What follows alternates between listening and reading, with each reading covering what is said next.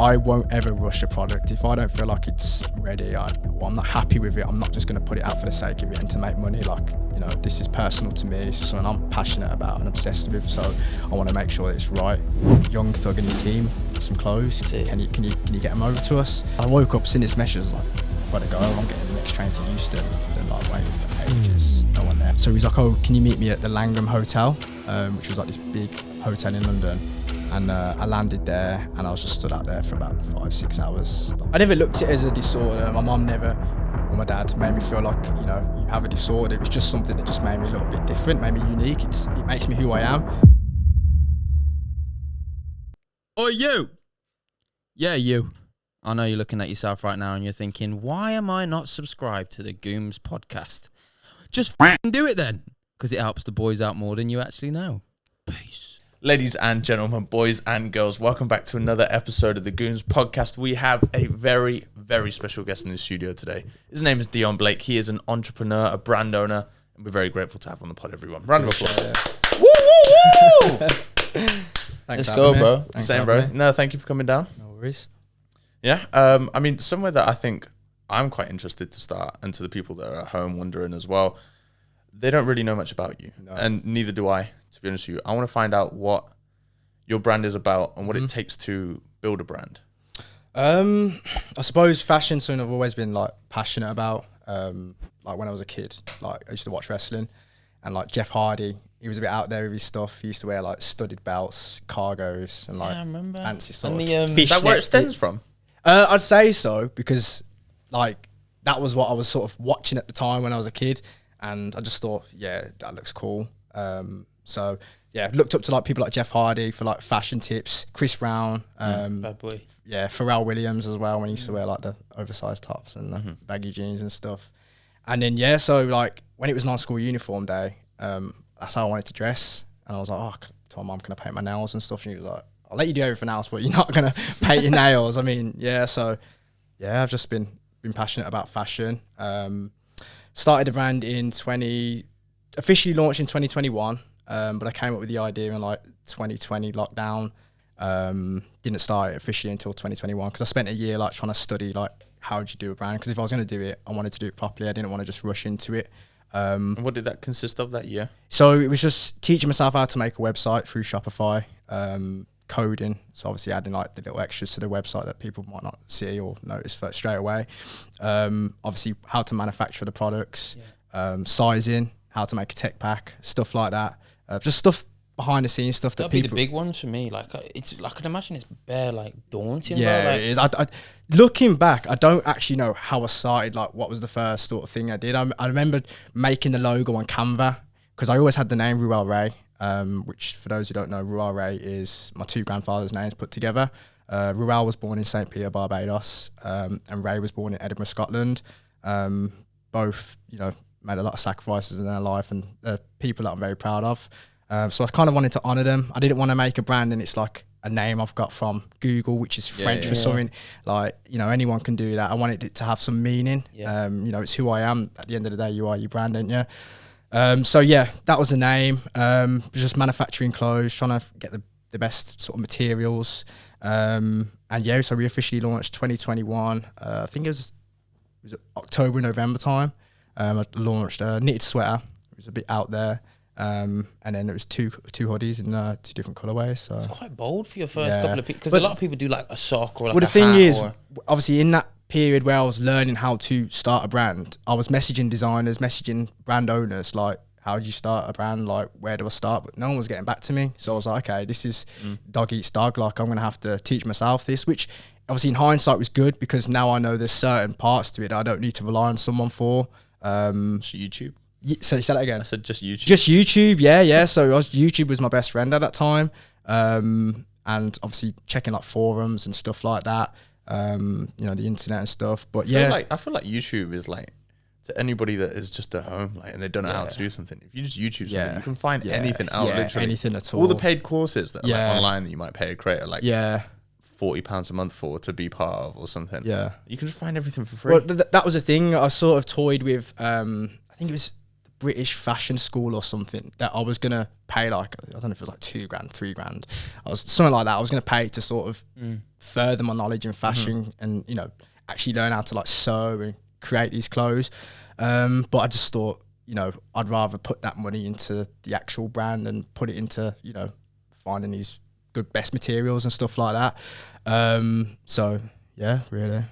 So that whole year then, like, what are you doing to obviously fund it? Because to start a clothing brand's not cheap. It's not cheap at all. And like you need upfront liquid to basically buy in it. Yeah. So what were you doing around so that? obviously my normal day-to-day job, I'm an electrician. So any money I was getting from that, I was putting into savings and just literally just saving it to just go towards my brand, like anything that I need, like trademarking the logo, the name, setting up as a limited company, and all the, obviously the bills that come out with, you know, when you set up a business. So yeah, that was really what was funding it at the start. So I was pretty down, to be honest. Like, you know, I sacrificed like going out and doing things because I knew like long term it was going to pay off. And I didn't mind that, so wasn't really like emotionally affected by, you know, not having any money. No, at the I was time. going to ask you. I mean, if all of your income's going towards a project, like what are you doing for you? Like if you're like working, making the money, and then putting the money somewhere else, which is basically work as well. Like, do you go out for food? Do you? Do you know what I mean? Yeah, you go out with your girl. I was Yeah. just gonna say, you said that it's basically work, but I mean, as much as like we own a business and like we do the pod, there's not one day that feels like work. Yeah, of course. Which is probably quite similar with the same brand. with me. Yeah, I mean, when you're passionate about something, it's not work. It's just it's a hobby in a way, but you just get getting what I paid mean, for it. though? Like it's I mean, it's, at the minute, you know, I'm in that transition from expensive hobby to business. You know, and obviously the long term goal is to make it a full time thing. love that. I don't want to call it a job because it's not a job. Hobby to business. I really like that. Yeah, That's what it would have been. Yeah, really, that's isn't it? literally what it is, man. So yeah, I'm just in that transition period now, and you know, I'm looking forward to making that a reality, really. So What's the plan? what's the plan? Like, who do you look at and be like, yeah, the way those guys did it? A lot of it's in America, so I look at like Pharrell, what he's done. So aim for the top then. Yeah, I mean, I went to Paris the other day and I saw his like collection in the big Louis Vuitton store that they've got, because they've got a few Louis Vuitton stores over there, and it's just different level. It's like that's the end goal. That's the pinnacle. You know, like that's where you want to be at. But inspirations wise, it's like Pharrell's one of them. Alexander McQueen. I loved a lot of his work. Bob Marley in terms of dressing and sense and stuff like that. Yeah, it's a bit of a weird one. I grew up on Bob Marley, so he was used to wear like Adidas tracksuit jackets with like jeans and stuff, which is what my dad wears. Which is, I think I'd say, is where I get a lot of my fashion sense from. He's a bit out there. Real bad man. Yeah, so Bob Marley, Alexander McQueen, Pharrell. What about like the Rep Boys? To be fair, They're the first people that came to my head. Yeah, the Rep Boys, what they're doing is like they've changed the game really, like, because they've obviously delved into different avenues, not as well as fashion. Like, you know, you've got lifestyle stuff like that, the running and stuff. So it's like the hybrid athlete thing is what they're doing, isn't it? Really, I don't think I would go into the hybrid athlete thing. I think I'm just going to stick with sort of fashion and other creative outlets. So yeah, no, I got a lot of respect for the Represent Boys. They've smashed it. Obviously, the 247 is like, I mean, the way that I look at it is like it's a completely different entity, but under the same umbrella type. So thing. yeah, it's like a sister brand, isn't it? Really, yeah. Which is what Fear of God do with their essentials. Yeah. So you've got Fear of God, and then you've got Essentials, which is a bit more affordable for people. They do that with the owners club, and then like the limited. Yeah, I drops like that. that. Yeah, so they just do everything to like create the community and make people feel they're included. just ticking boxes, making sure that everyone's fed. Yeah, no. But they're like 11 years in. Yeah, like, it doesn't happen overnight. Yeah. You know, Mike Amiri, he didn't make Amiri till he was 36. Yeah. You know, I mean, obviously I don't want to get to that age and I'm still, you know, small. I want to be obviously levels above. But so what other brands do you look up to? there's a brand called Dion Lee. Ironically, that's the same name as me, which is like, it's quite out there. It's a bit different. It's quite similar to some of the stuff that I've put out. I liked the Givenchy era when Matthew Williams was there. Again, kind of similar to the stuff that I've created. I don't have a clue who the fuck Matthew Williams is. He's creative director of Givenchy.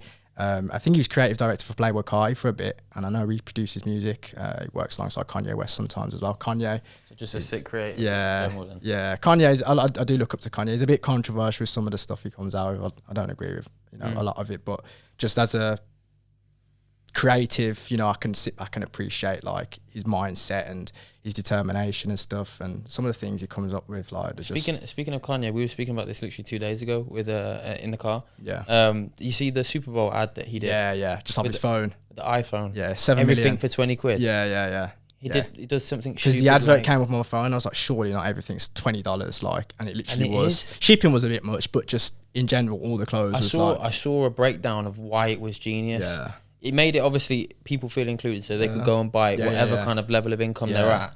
But also, what it did was, because everything was priced the same, he got exact numbers of what had the most, what attracted the most people, what had the most interest. Because sometimes you'll come across to a site and you might cop something because it's 30 quid cheaper, as opposed to the one that you really wanted. When everything is 20 quid and there's a hoodie, there's a t-shirt, there's shorts, you see what there's the most demand for. So now when he goes to restock or go to do another one, he knows that's what people are. He's got it. Yeah, he knows what to do. You know, I don't think he's as insane as people make out. I think he's just ahead of his time. Talking about being insane, did you guys see the Ryan Garcia?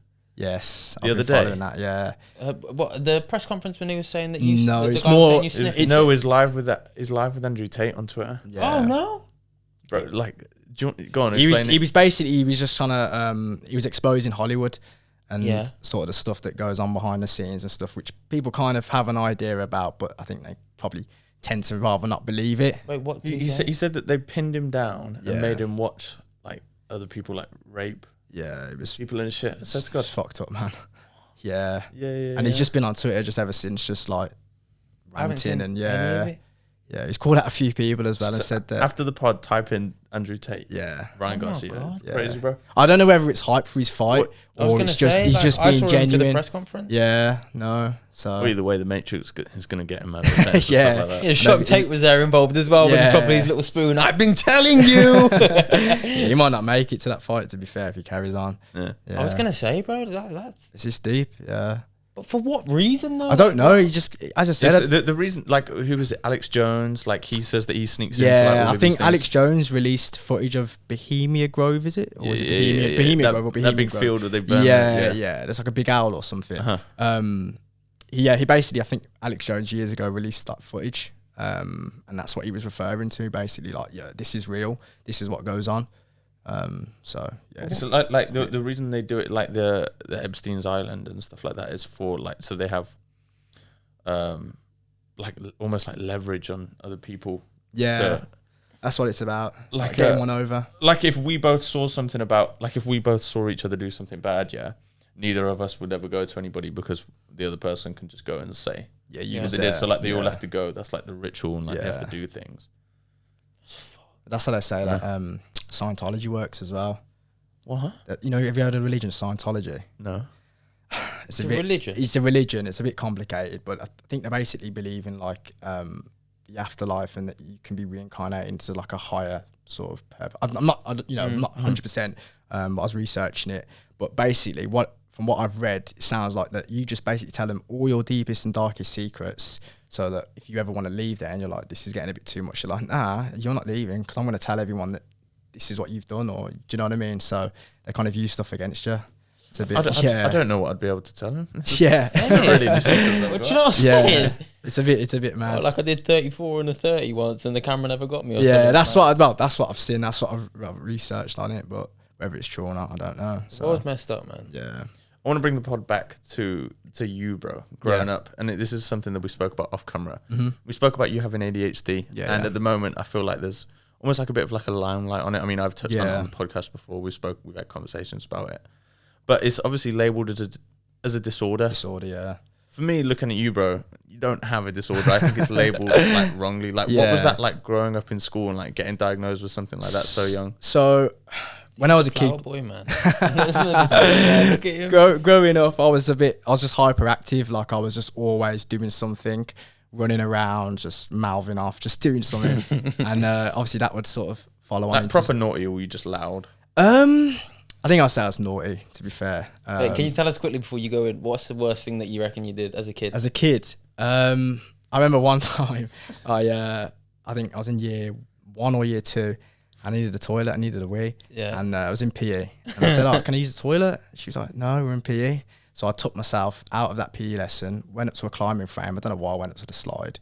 Went up to the climbing frame slide and just started like pissing on it basically. And like, yeah, like I just took a lot of trouble with that. And then I remember one time. You was at the top of the slides. Yeah. You just reminded me of when I was at school. Yeah. I remember probably the week before, like I needed a win. My dad was like, "Oh, just like go against the wall." Yeah, yeah. So I went against the wall, whatever. Like I'm talking like I was young. Yeah. Probably not even like 8 yet. Yeah, yeah. So at school, at break time, like we're on I'm the field, picturing like your dad everyone. say, just do it on the wall. Like I needed a wee. Yeah. And I was like, I'm not gonna go inside. I was like, just No. go against the tree. Yeah, Like why am I yeah. gonna go? I was Yeah. like 8 at this time. I started doing it. I've turned around. One of the like fucking kids has just gone straight to the teacher. And Yeah, told yeah, him. I and was like, snitched. "Oh, Yeah, no." yeah. It's not good, man. Yeah. Well, it's- sharing school stories. I've got one too. Go on, then. Go on. Did Then. you ever piss up someone's? No, I think mine's not as bad as you two slashing it out. But I was, I had a really kind of mischievous uncle, Andrew, and he used to do this to me. Fucking hell. As I was a little kid, I had a shaven head. Did you know what it was at the time? Not No. a clue, mate. But one of the teachers was like a bigger girl at my preschool, and she bent over to get some stuff, and I smacked her ass. Yeah, this big, bro. Yeah, smacked her ass. And then she turned around, she's like, Christos, what are you doing? And I went like this. I was doing that to her. They called my dad in. He said he told me this story, bro, and he was like, I was so embarrassed. He goes, Luca, can we have a word, please? Yeah. And he was like, oh, is everything all right? Like he thought something happened by Yeah, how yeah, serious they yeah. were, and they're like, Christos has been doing some stuff that we just thought we'd need to let you know. Yeah. He said he got in the car and he was like, at least my son's not a puff. Yeah. That's what he said. But he one said way he was to trying put not it. to laugh. Yeah. He was trying not to, but bro, yeah. And he said, yeah, that they weren't impressed at all. Fucking hell, I don't yeah. remember it, but No. he got called in. Yeah, yeah. Apparently my mum was gutted, crying and Yeah. everything. Yeah, like he's gonna be one of them. But No, you turned Anyway. out all right. Yeah.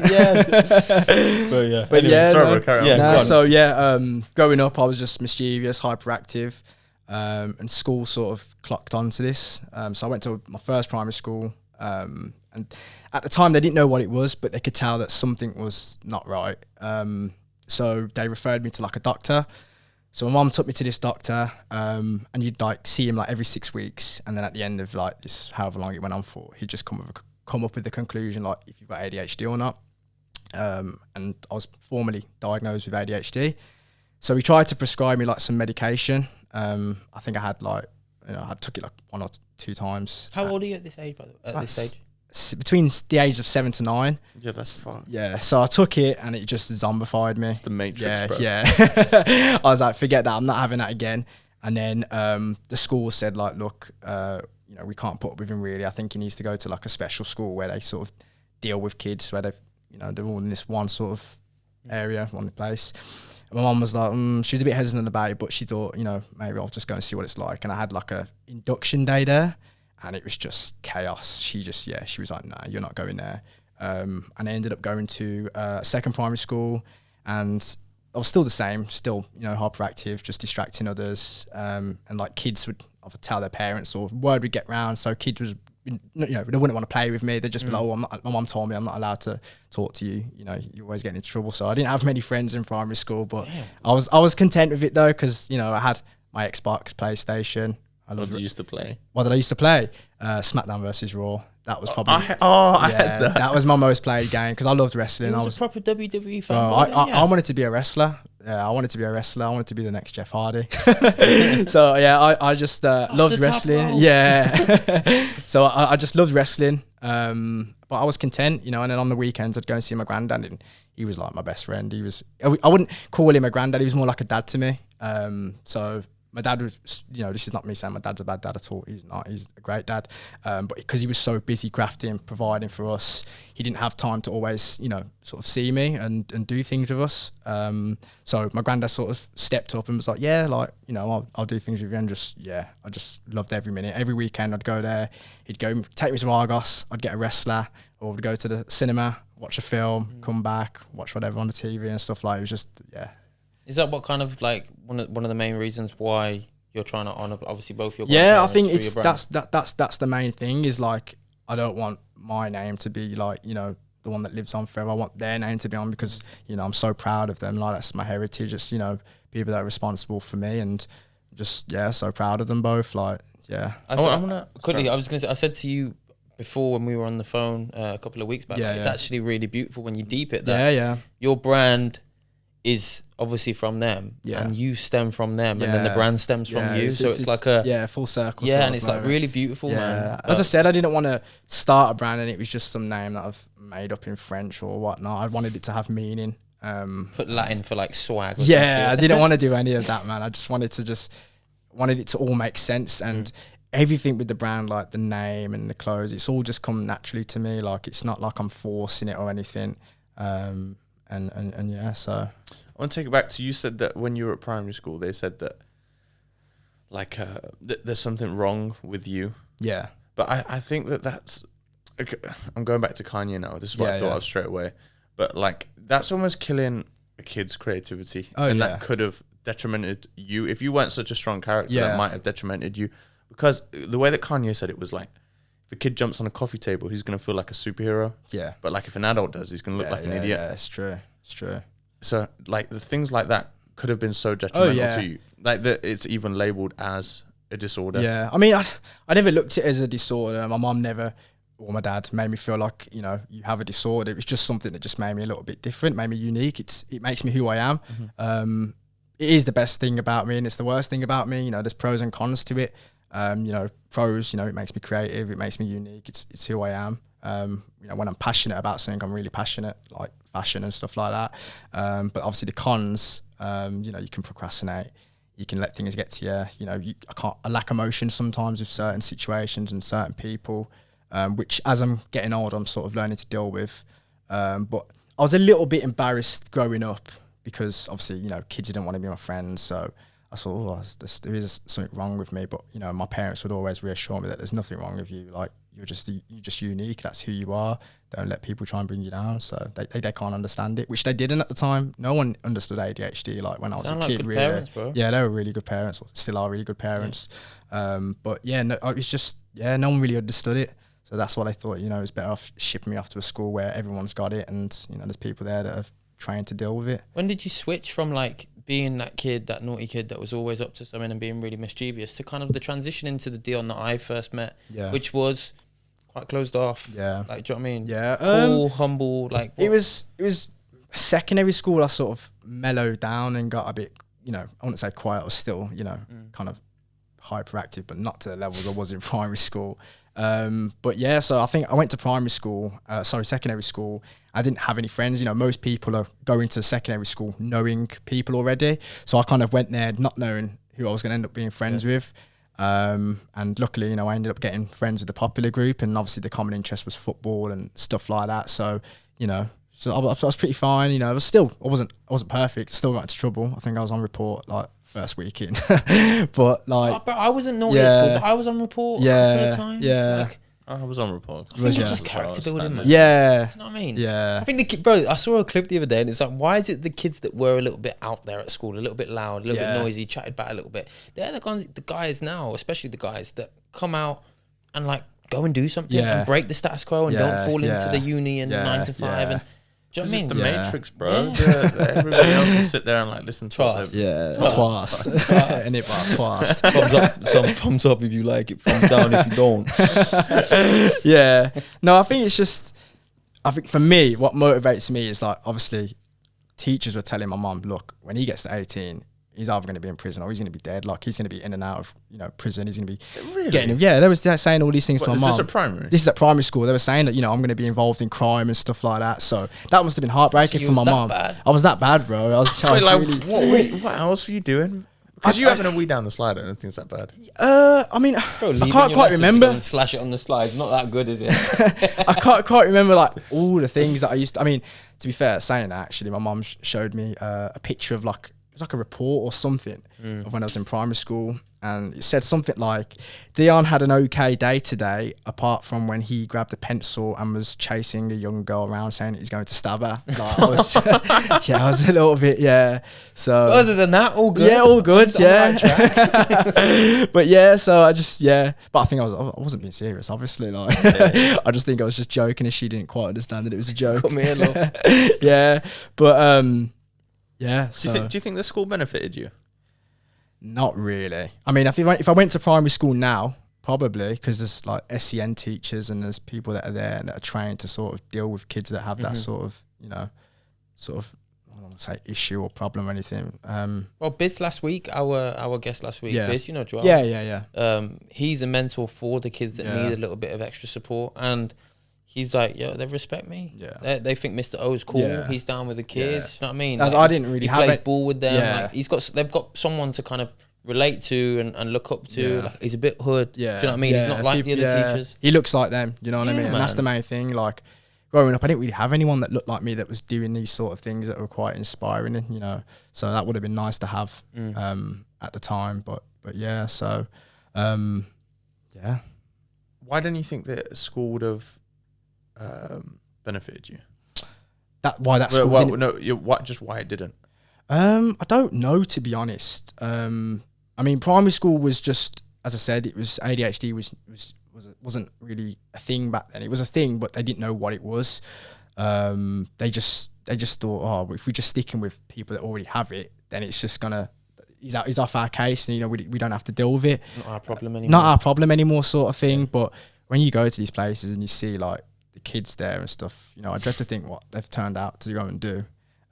But yeah, that's all that motivates me though, when they ripped me off at like 7 years old and said that, you know, I'd be in and out of crime. Like, I've never had that. I've never been in trouble with the police or anything like that. I've just Kanye, when he drops the mic and when he goes, everybody always used to ask me what I would do if I didn't win. I guess I never know. Yeah, yeah, it's iconic. But yeah, all that stuff motivates me, man. And obviously the people that believe in me, you know, my girlfriend, my parents, you know, people that have supported me. So we believe in you, bro. I appreciate that, man. I appreciate that. I just don't want to let them down, you know. So yeah. I said this to Chris it was probably a little while ago. Yeah. I actually said it on the pod. But the pathway to like success and the pathway to failure is it's the same path. It's just when you get off the path. Yeah. It's just, it might take a little bit longer. But I think I'd kind of rather have a path where it's not too easy, because then I know what mistakes not to make in the future. Like obviously starting the brand and stuff, I've gone through things that like if I hadn't have gone through, it might not put me where I am today, you know. And I know what things to not do. That's what I always say to Chris, like obviously the pod's still like in the early stages as well, bro. Is like whenever there's like a hiccup or something goes wrong, I'm like, gee, like at least it wasn't when we were doing like 100K, like a million views. Yeah, there's always a silver lining to it, isn't there? But really? I get a little bit pissed off with little things like I want things to be right. Perfectionist. No, I don't know about perfectionist. Yeah. I think I just know how I want things done, and like I want them to be done like that. Yeah. So like if there is something that doesn't go like my way or our way, it does get to me. Yeah, I think. But it's good to be like, yo, bro, like it's not that deep. Yeah, I think you need that sort of yin and yang sort of chemistry, and it comes back around in other aspects. Yeah, you know what I mean, more so like when we go down to like details in like videos and stuff like that. That's where hate will be a little bit more. Yeah. Or we should have. I'm like, bro, like it's good, bro. Yeah, it's good to have, man. Yeah. Check it in and let's move on. Yeah. Like, do you know what I mean? Yeah. But yeah, it's good. It's like that yin and yang in different situations where we kind of level each other out. What? Never looked at it like that. Just that we yin and yang. Yeah. Yin and yang. You're my yin. I want to touch more so on the actual development of your product, bro, because I'm massively interested in it. And anybody that's listening that's like interested in maybe touching into the clothing the industry or whatever, like what's the process? Are you finding like somebody in Alibaba? Are you going to a local manufacturer? Have you got people overseas? Like I tried to go local because I thought it'd be easier. I was like, oh, this will be the easy route, but I don't think going local is best. It's all overpriced, and they're the middleman. At the start, I did actually go local, and it did cost me. But as I said, if I hadn't have made that mistake, I wouldn't have known. When you say cost, what's it going to cost you per piece or something like at them times? At those times, I mean, I think I ended up paying like $6,000 for like 150 hoodies to have this. No, sorry, I already paid for the hoodies, so I already had the hoodies. That was like $3,000, but I paid an extra $6,000 for someone in the UK to just literally stitch on some like chenille pieces onto the front of the hoodies. And obviously, looking back, it's like, oh, like you got ripped off massively. But as I said, if I didn't make that mistake, I wouldn't have known. So you had to pay $9,000 out of like your hard-earned money just for 150 hoodies. Yeah. At the start as well. At the start. But this is what I said. I didn't have any guidance. I didn't have anyone to say like, oh, how do I get started? How many pieces should I be putting out and stuff? So it was kind of just thinking on the spot, thinking for myself. But obviously, the longer I've been doing it now, I'm starting to understand it a bit more and make that transition from expensive hobby to an actual business. So yeah, but. So that was the start, and then you left them guys. I'm guessing. Well, obviously you left them guys. Yeah. And now. So just all my products at the minute are overseas. Sourcing them is pretty hard. But if you know where to look, you know, it's not as bad. But it's just, there can sometimes be like a language barrier. So you might explain it to them in English, but then when they translate it back in Chinese or wherever, it's a bit different. So products don't always come how you expected them to come. And obviously that's just a waste of time, waste of money. And it's just like, can be really like, you know, demotivating. Well, we spoke about this a couple of weeks back as well, because we've got a couple of team members that are in the cloud, and there is a bit of a language barrier. Even though they speak English, sometimes the way that we speak, they don't take it and receive it how we kind of put it forwards. And it is quite frustrating. Have you ever had a situation where you've said something and it's just been the complete like... Oh yeah, I mean, I remember I was getting a sample for a specific product, and I needed sleeves to be like a certain length because it was going to have like a cropped fit. And it was like the complete opposite. The sleeves were up here and then the t-shirt was like there. And it's like, I've just wasted money on like 3 samples now.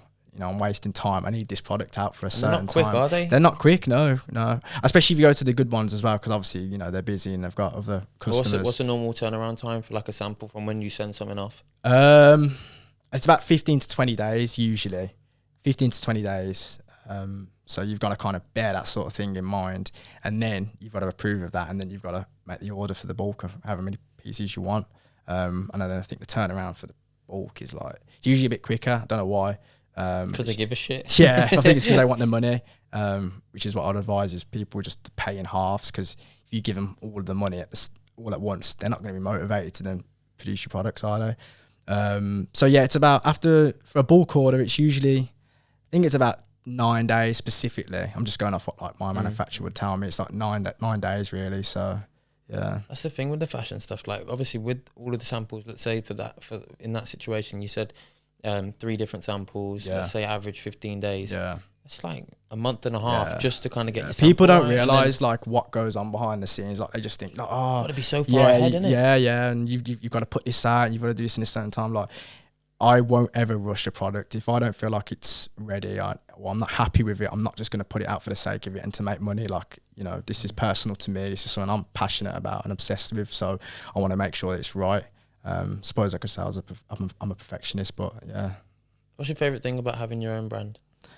It's seeing my ideas come to life. You know, if I'm sat saying to my girlfriend, like, oh, you know, I've got this idea for this specific piece, and she might not quite understand it because of the way I'm explaining it, but then she then sees it as a sample and she's like, oh, I get it now. So that's quite rewarding. Yeah. So that's quite rewarding. Obviously seeing other people wearing it as well. You know, when you're just walking and you see someone in your shit, it's like, it's quite nice.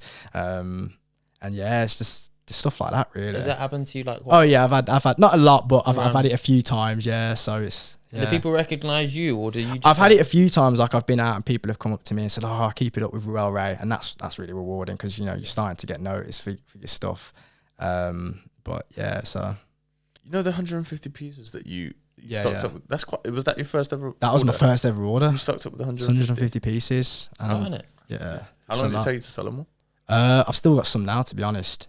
Yeah, because I took them off the website because some of them didn't actually come back right. There was like where they've stitched them on, there was like holes or the stitching was a bit shit. So I was like, I can't sell these products. Like this is just. You want to bring us some OG pieces so that when you're in Salvages in a couple of years, we can actually profit. Yeah, resell them. Yeah, man. Yeah, put them in a frame or something. Yeah, so yeah, there's still boxes in my garage and stuff of them, but you know, it's a lesson but it's a lesson at the same time. So I said to you, what's your favorite thing about having your own brand? I want to flip it and say, what's your least favourite thing about having your own brand? If there is one. I was going to say, yes, it's a good question. I don't think there is one. I think the only thing that I kind of get a bit worked up about sometimes is not having that success straight away. Yeah. You know, because you want something so bad, you want it to be there, but it's never going to be the case. Like there's a journey to it, you know, there's a road to it. So it's just learning how to be patient. That's a tough one, isn't it? Yeah. That's one thing we've had to learn in the last year, especially our generation as well, because I feel like our generation now is so geared up and eager to make money and be successful and stuff. And I think, you know, when you're seeing it on social media, it's like someone's doing this and you're getting worked up. Oh, why isn't this happening to me? It's almost like a trend, isn't it? Yeah, it is. Yeah. I'll be real. I was going through like from like 10 years old, my mum would like ask me like what I want to do when I'm older. I'd be like, be a millionaire. Yeah. Like instilled into me. Yeah. One day, man. You're gonna get it, man. I was thinking whilst Chris was talking. I'll tell you what, one thing that I've learned like massively lately, especially probably over like the past couple of months, and like me and Chris were having this conversation earlier, is that like when you like focus on one thing and you not perfect it, because you know you're not going to get perfection, but like you get good at it, and whatever that one product is, for instance, that you're putting out, and you put your focus on that, and then like slowly build from 1, and then you make it 2, and then 3, rather than trying to go from like 0 to 20 grand a month in 3 months, like just doing that really quick, you're going to see so much better growth, and you're actually going to get better at what you do. 100%. Yeah. Just not putting too much on your plate. No. I mean, one step at a time. That's what I was going to say. Another. Yeah.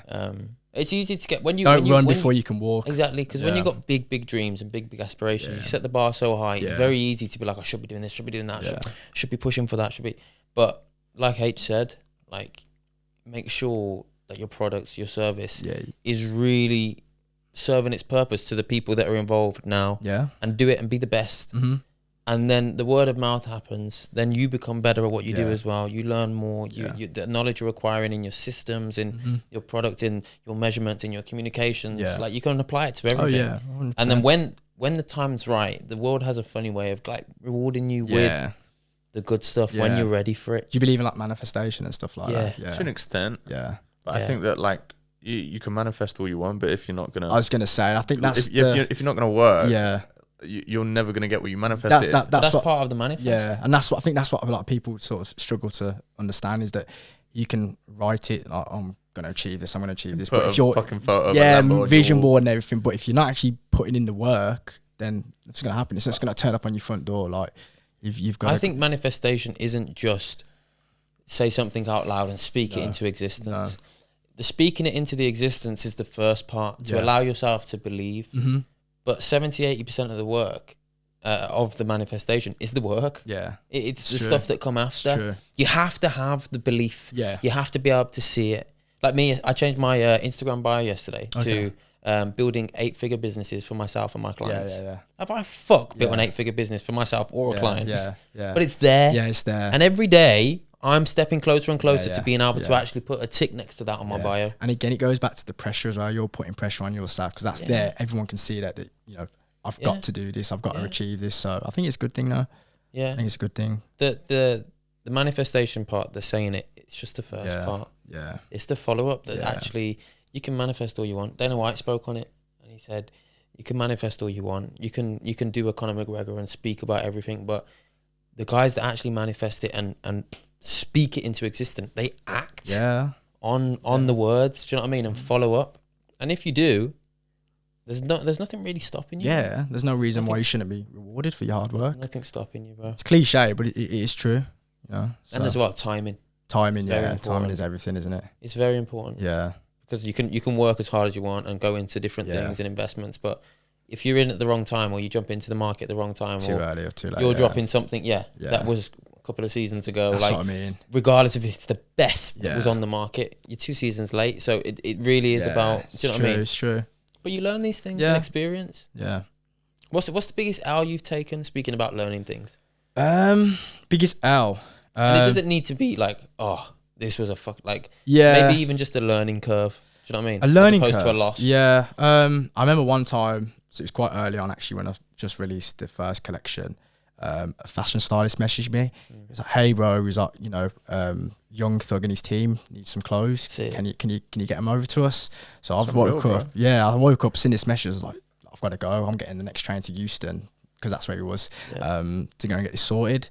London, not Houston. America. Houston, London, Houston. Yeah. For train to America? Nah, London, Houston. So so I've told my girlfriend and told her mum, and they were a bit apprehensive about it. They could see that, okay, but they know how impulsive I am. So I just went out, got this train to London, Houston. I think I got there for about 12 o'clock. And the guy was like, yeah, I'll be there for 2. So I was at London, Euston, like waiting for ages. No one there. I literally had a suitcase with me.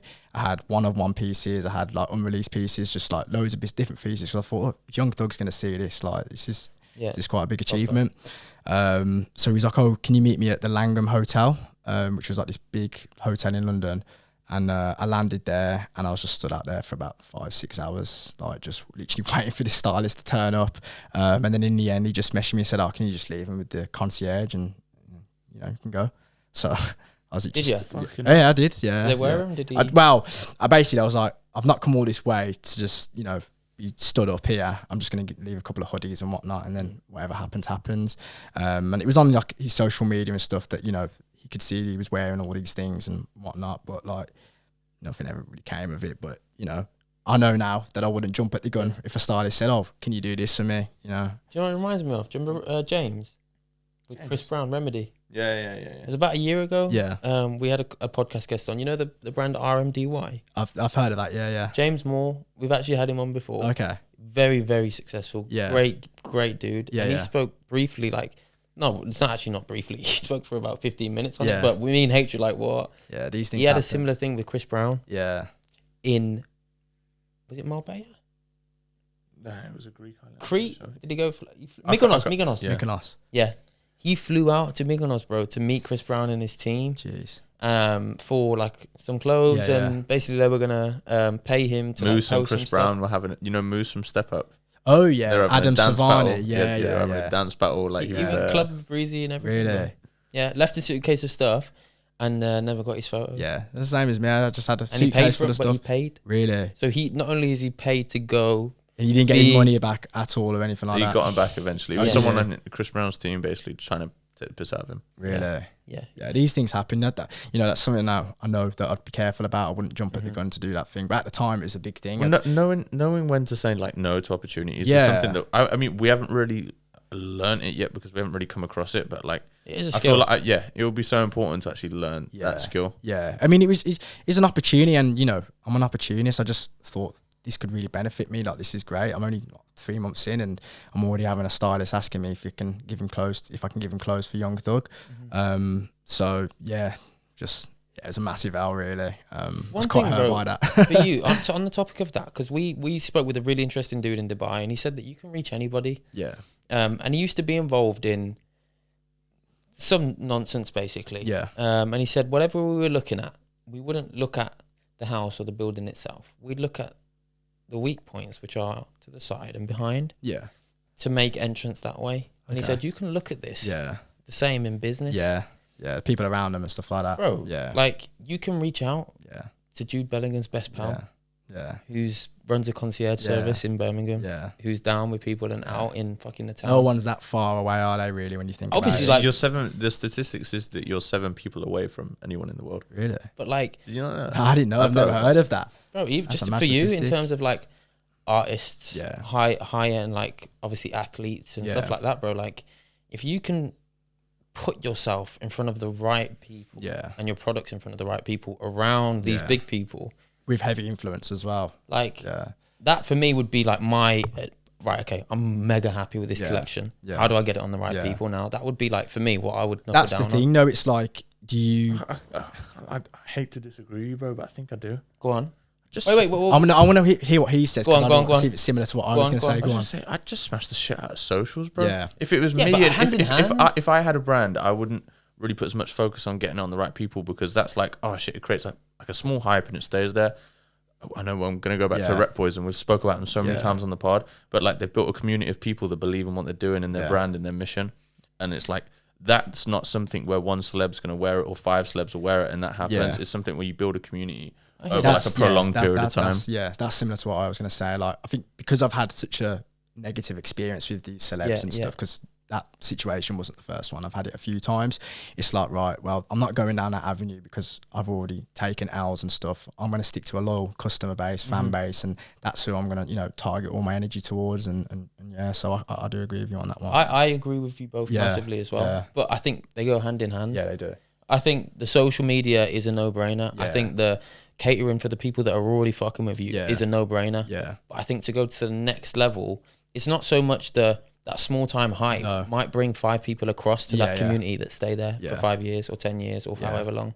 So it's just about the exposure of, I'm not going to slap a sponsored ad. I'm not going to put like build massive billboards up. But if I can get in and around the right people and they fuck with it, and then they'll fuck with me because I'm actually a cool dude as well, which you are.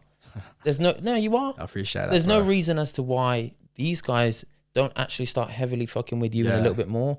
Then you open up to more rooms and more people and more. Do you know what I mean? Yeah, no, I Like, get it. listen, I hear what you're saying, bro, and I'm not completely right now. I didn't mean. No, I didn't take it like that. I think they go hand in hand.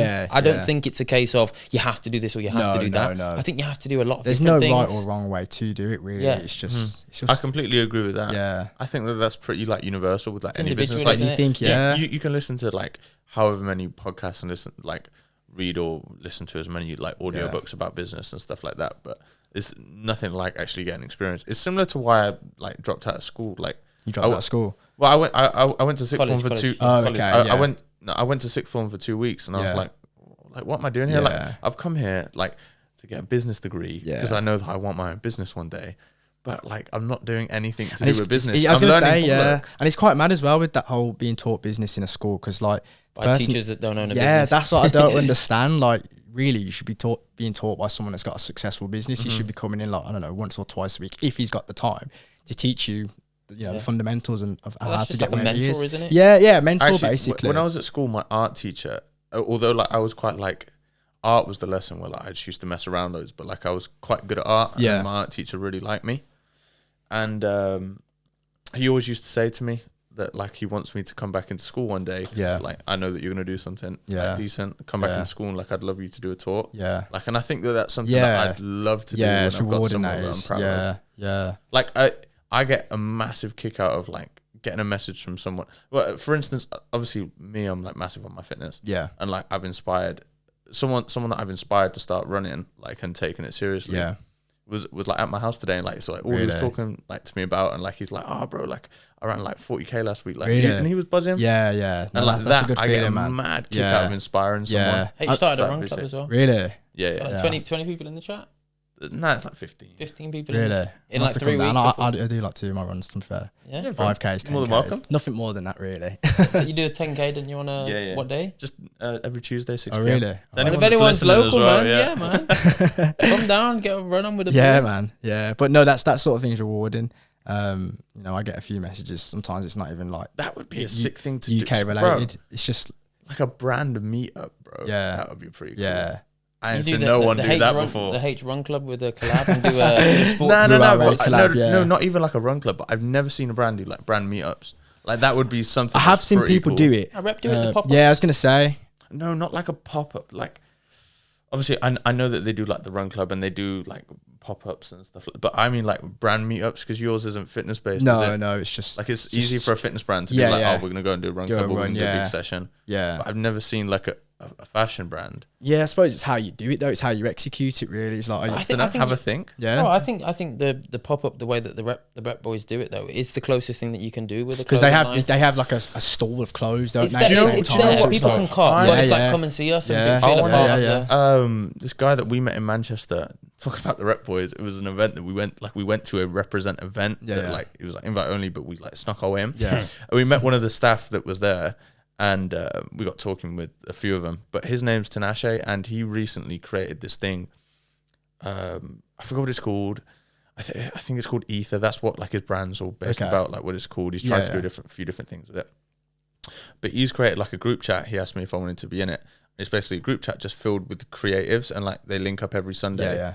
And like everybody will come and like display their work, and everybody networks. Like it's just a nice, positive place to be. Like that, I think something like that could transcend more into a clothing brand. Yeah, I mean, networking has been my biggest downfall, really. I think like because I'm afraid of putting myself out there. Like even this is just a bit like it's a lot for me. I would normally, you was a bit hesitant. I was hesitant about it because just I'd rather let like my art and my clothes and whatever speak for itself. I think a lot of creatives have that sort of issue.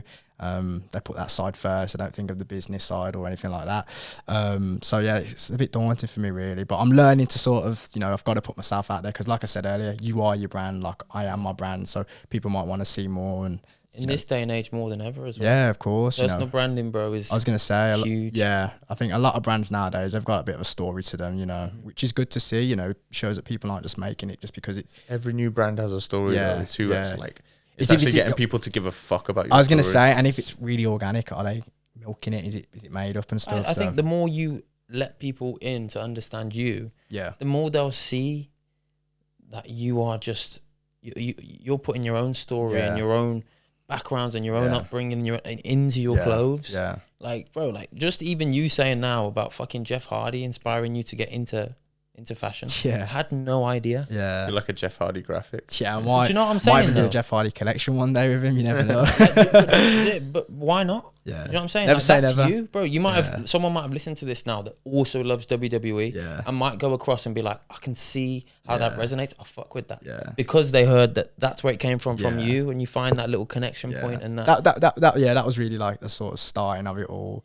It's just an example, but there'll be more stuff that, do you know what I mean? Even like with with your granddads. Someone listening might have a really strong connection with their grandparents too. Yeah. Do you know what I mean? And resonate with your story, and then also resonate with the brand. Yeah, exactly. So it's you got to find the balance. Yeah. Do you know what I mean? I mean, it's like when I said, I didn't feel like I was established to come on the podcast, but there might be certain parts to this that people take from and think, actually, you know what? I can do this. I can start. He's got a similar background to me. Like, you never know. So the way you got to look at it is, bro, is that your life is like a book. Yeah. And you're the superhero in the book. Yeah. Tate says it actually, and he goes, for 80% of the movie, superhero is getting fucked over, it's getting beaten up, is losing the battles, is getting done by the villain, which we would so-called say like L's or whatever. The Matrix.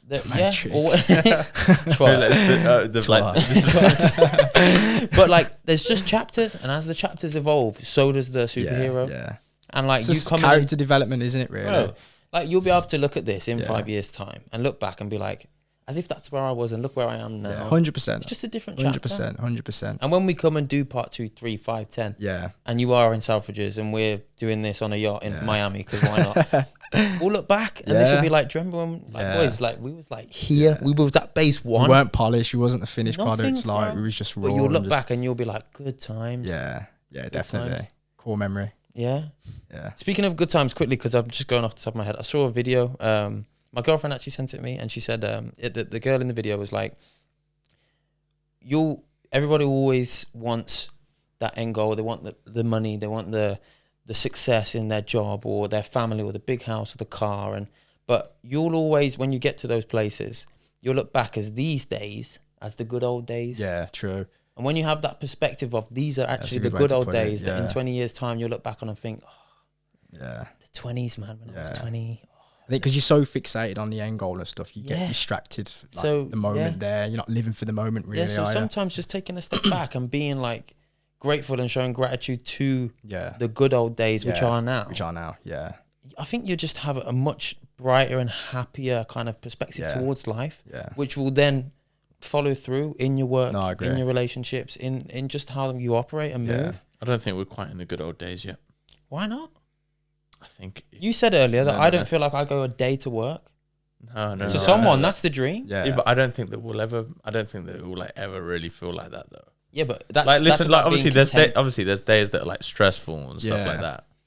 Like the stressful days now, I feel like give it a year or two, and then it will be the good old days when there's like a little bit more bread to. No, I think you'll think look back at like these times and stuff. I'll probably look back next year and be like, fuck man, we've got so much stress now. Remember how we were last year, just like waltzing around. But like and then 5 years after that you'll look at the same.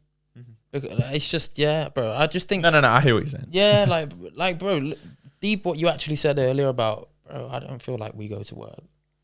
What happens when the businesses get to a level where it actually feels like work? Yeah. You've got C-suites and you've got teams of 50 that you need to manage, which feels like work because that's not what you're passionate about.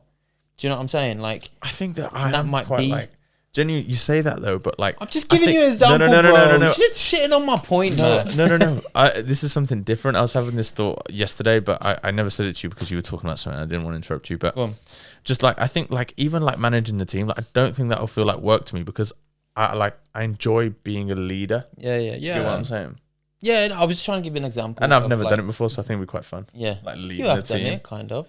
When? back at the restaurant, you had you were effectively leading a team. But wow, do you know what? I say that obviously. I mean, at school, I mean, you could probably even go back to like captain of the rugby team for a season. Yeah, for sure. But like, I don't know. Even the run club, but like leading like a team that are all fixated on like growing one business and one goal. I think that's quite different. And I think like the skills that I know that I had growing up and like my people, the way that I can manage people, like I don't know, I quite understand like people's emotions quite well, I think, and I'm good at getting to people rather than like being aggressive with them. Like I can get to people like in different ways. That's why I think I'd be quite good at it. I enjoy it. Speaking of team, are you a one-man show at the minute? I'm a one-man show at the minute, yeah. So everything's me. Yeah, I was going to say, this sort of year, I'm looking to like obviously get people, you know. Social media team. Yeah, social media team. You know, just sort of, as I said, it's just this transition now into a business.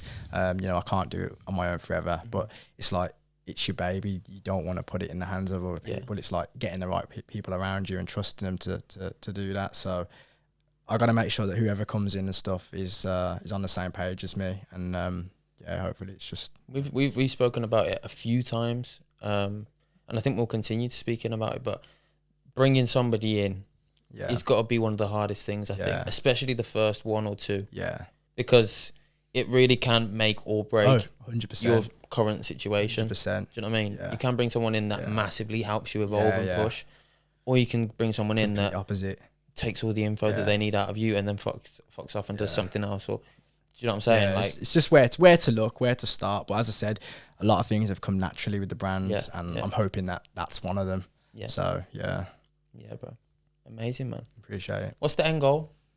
The end goal. I mean, I don't want to reveal too much because it's like Ive Learned, all that. I believe in that, but it's just I just want the brand to be as successful as I know it can be. I want it to be a creative outlet. I don't want to just do fashion as other things that I want to venture in. But yeah, so just I know it's cliche, but it's just a real successful brand. I want to inspire other people to start their own brand. Like it's Rome wasn't built in a day. It's not easy, but it can be done. Yeah. So yeah. I think that's one thing that most people like strive towards, isn't it? I think it's impact. Yeah. To leave an imprint or to inspire or educate or motivate or just as I said, I think when I was growing up, I think if I had someone that kind of, looked like me and was doing the things that I was doing and was from a similar background and whatnot, you might have put me on a different course, but I think it's definitely nice to have someone like that can sort of motivate you. Like, yeah, I want to be like that person. Have you got somebody now that's like kind of a couple of steps ahead that you were in communication with that helps you? Not really, but as I said, like that's what I'm sort of looking to do this year now is, get a proper mentor and someone that can, lead me to where I want to go to, so yeah. There's power in knowledge. Power in knowledge, yeah. Your network is your net worth, isn't it? Facts. So and as well that those people that are a little bit further along the journey are great because they've made the mistakes that you haven't made yet. Yeah. And they can tell you which doors to walk through and which ones to leave closed. And do you know what I mean? Off of experience, which is the most important thing. Yeah. And we touched on it earlier about how it's different for everyone and it's very individual. But everybody that's ever been successful still has the same fundamentals and foundations, which is consistency, hard work, determination, and a bit of heart. Yeah. And then tied in with creativity or knowledge or whatever. Yeah. But those main core principles, which I think you've already got, then come into, okay, now strategies. Yeah. Is it socials? Is it ad campaigns? That's the thing, I think, as I said earlier, a lot of creatives, they're just creative focused. They're not really thinking about the business side, the marketing side. It's just, I want to put this out, they've got all these ideas and they're making them and stuff. I think you do kind of need someone there to sort of say, okay, well, this is what you want to put out. This is how we're going to market it. This is what we're going to do. Yeah. X, Y, Z, whatever. So yeah, I think definitely need someone, along my side to sort of help me do that sort of thing. Yeah. But I'll get there. I know it'll come, bro. Yeah, 100%. In good time. Yeah. In good time. I think you figure out how to do that stuff yourself as well. Yeah. I mean, it's good that I figured out a lot of those things because, if I did employ someone that they're not doing right, I know that they're not doing it right. Well, you want to know how to do those things, but then when you bring someone in, you want them to come in and you want them to know more than you know about doing it. Yeah. That makes sense. I want them to teach me essentially. Really. But that comes at a cost. Yeah, exactly. So it's like finding the time. Yeah. I I mean, that was the thing when I first started. It was like, obviously I want to reduce the cost. So even like the graphic design, I was like teaching myself how to use like Photoshop and stuff, which I still don't know how to use really. Drop me a message. I'll help you out, bro. Say that again, sorry. So drop me a message. I will. But yeah, so just teaching myself how to use Photoshop and, you know, making these, because some people would actually pay to have tech packs made. And I just wanted to keep What's a tech pack? So it's like a PDF, like a document that you'd send over to the manufacturer. It's got like the specific measurements, the design, the GSM, the, you know, what sort of material you want, color, how many sizes, quantity, just like all the specifics that the manufacturer would need to know. So yeah, which is, again, that's a really bit of a ball ache, but you know, it's got to be done. So do you do them yourself now? Yeah, I make them all myself. Yeah. So. But not very well, because the Chinese guys keep fucking it up. Yeah, but they used to. They've been pretty on it now. Yeah. And then I think that's another thing is like building a relationship with one manufacturer. You know, I've seen some people say you should use different ones, but I think you've got like a good manufacturer, you've got a good relationship. If it's not broken, don't fix it. Do you know what I mean? Have you looked in Portugal? I've looked in Portugal. That's what I'm sort of. I was going to say, because when we did a bit of research for our own stuff, yeah, like that Porto, was the one that was kind of like... Porto's the place for that, specifically. They've got the... when we made some stuff, we broke the bank, bro. Yeah. We broke the bank. It would. Tracksuit set, a t-shirt. And Italy as well. Italy. Yeah. But I think, what did we end up paying? Like, I think it was close to $4 bro, for 2 tracksuits and t-shirts. Just for the one? Just for the two? Yeah.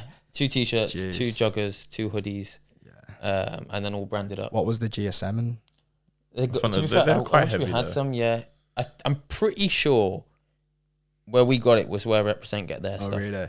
I'm pretty sure. Obviously, we're playing a premium because we're just getting 2 lots. It's always going to be expensive, more expensive. But like the way that the things looked and sat and the colours, like it was very similar to like their owners club stuff. That's what you want, isn't it? Really? Yeah. Yeah. But when we was doing the research around that stuff, Portugal was the one that was like, it's there. I've not heard of any like good UK manufacturers. I don't think I would go into UK manufacturing. I think Italy, Portugal, you know, China and elsewhere. I think. Is there any issues, bro? Quickly, because it's just come to my head now that you're talking about the UK. You know, ever since like the whole EU's and all of that kind of stuff changed, like, have you got any issues getting stuff in? Not really. I think when I started first started in 2021, there was a little bit of a delay. There was like a backlog because of COVID and stuff with getting things sent over. So I know I had a lot of products that were like stuck in a container basically, and I was waiting forever for them to come. But you know, touch wood, it's been all right so far. So yeah, dope, man. Yeah. Well, I think this is a beautiful way for us to round off. Thank you for coming down. Thanks for having me. It's been a pleasure, bro. And this will be the first one of hopefully many. Hopefully many, yeah. And we'll just keep flicking those chapters, man. But for everybody that doesn't already, we're going to leave a link to your stuff in the bio. Have you got stuff on the site now? Yeah, stuff on the site now, yeah. Still on and you sale. got a new drop coming out in May, June time. So it's Keep part 2 to the first drop, basically. Yeah. Keep your eyes peeled for a sexy ad campaign on that one as well. But yeah, really appreciate you, bro. Thanks, and we appreciate you guys as well at home. If you haven't already, please make sure you press that subscribe button, like this video, turn the bell notifications on so you get notified every time we release a podcast. And we'll see you all next week. Thanks for listening, guys. Catch us later. Peace. Love.